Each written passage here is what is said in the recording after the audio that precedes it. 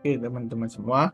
Nah, sekarang kita akan membahas mengenai diagram Feynman ruang konfigurasi. Nah, di sebelumnya kita sudah membahas diagram Feynman, namun kita tinjau dalam kondisi ruang momentum gitu ya. Jadi, besaran-besaran yang berkaitan itu adalah berkaitan dengan momentumnya. Kita mencari eh, amplitudo hamburannya dengan menggunakan momentum-momentumnya.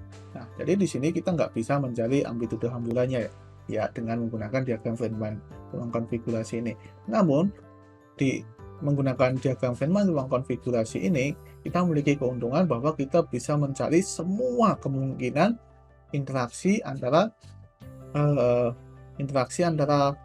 misalkan kita tinjau elektrodinamika kuantum gitu ya, kita bisa meninjau semua interaksinya ya yang mungkin gitu ya untuk order tertentu. Nah, jadi kita bisa meninjau teori Mawick ketika bekerja pada operasi perkalian medan skalar. Kita sebelumnya telah merumuskan seperti ini. Nah, namun kita bisa memperumum teori Mawick untuk perkalian medan sembarang. Misalkan V, lambda, besi, eta, dan lain-lain. Di mana V, lambda, besi, eta, dan lain-lain itu bisa saja berupa medan skalar, medan vektor, atau medan tensor. Nah, jadi perkalian medan ini belum tentu dapat ditukar pindahkan. Jadi kalau kita menuliskan seperti ini ya. Nah, kalau kita menuliskan misalkan V1x1, Vx3, kemudian di sini ada Vx5, X2 ya, X2, Vx4, dan lain-lain. Artinya ini kita menukarkan ya X3 dengan X2 di sini. Ini hanya berlaku pada medan skalar saja. Kalau vektor kita nggak bisa kan menukarkan. Nah, jadi kita bisa memperumum gitu ya untuk medan sembarang itu kita bisa tuliskan seperti ini. Jadi di sini kita nggak menukarkan besi dengan lambda, namun kita hanya saja menuliskan kontraksinya atau ikatan gitu ya, ikat atasnya itu seperti ini.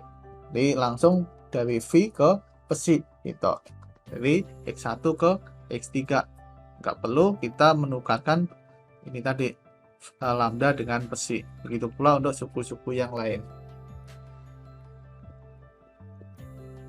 Nah, kontraksi atau pasangan medan dia akan menunjukkan propagator atau fungsi Green-Feynman. Jadi Vx1, Vx2 itu kan tidak lain adalah komputasi kovarian yang menghasilkan IGF X1 minus X2. Begitu pula V Dagger, dan itu sama dengan V Dagger V, dan juga besi alfa, besi bar beta itu sama dengan minus V sebar beta, besi alfa, yaitu sama dengan ISF alfa beta, dan juga A mu anu sama dengan IGF mu X1 minus X2. Nah, sekarang kita tinjau dekomposisi dari medan skalar. Jadi V itu kita bisa dekomposisikan dalam bentuk seperti ini. Nah, ini kita bisa tuliskan menjadi V plus ditambah V minus. Operator medan V plus itu berkaitan dengan penghancuran boson atau meson gitu ya. Jadi mesonnya itu adalah boson spin 0 yang bersifat netral. Sedangkan operator V minus itu berkaitan dengan penciptaan boson atau meson spin 0 netral.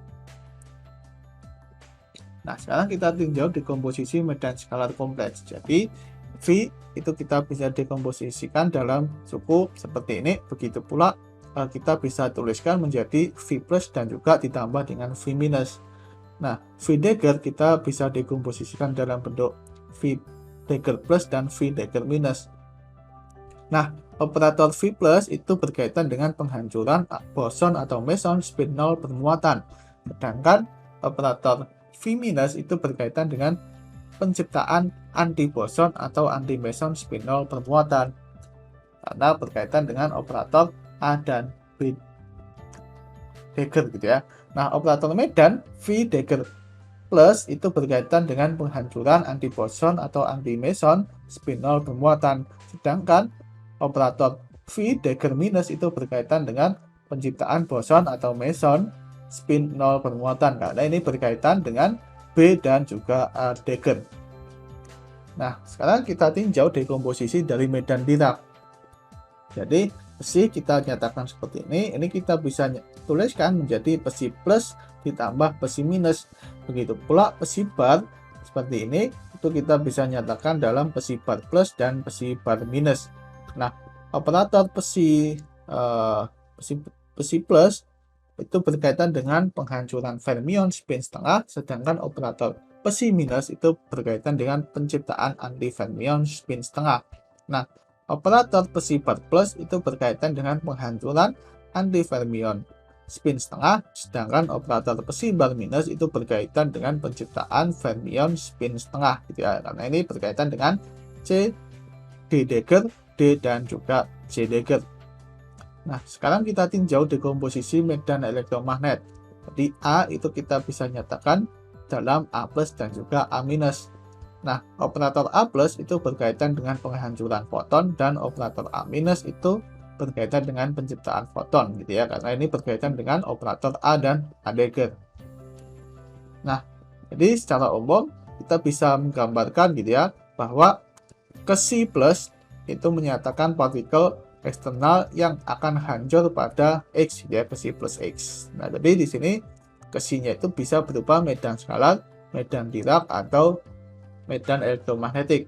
Jadi untuk medan skalar kita bisa tuliskan Ke plus dan juga Ke dagger plus.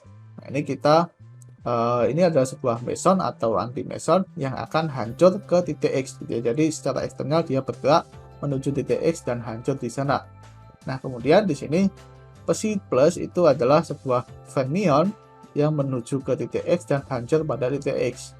Kemudian Ke bar plus itu adalah anti fermion yang bergerak menuju ke titik X dan hancur pada titik X. Nah, ini waktunya ke sana, ya.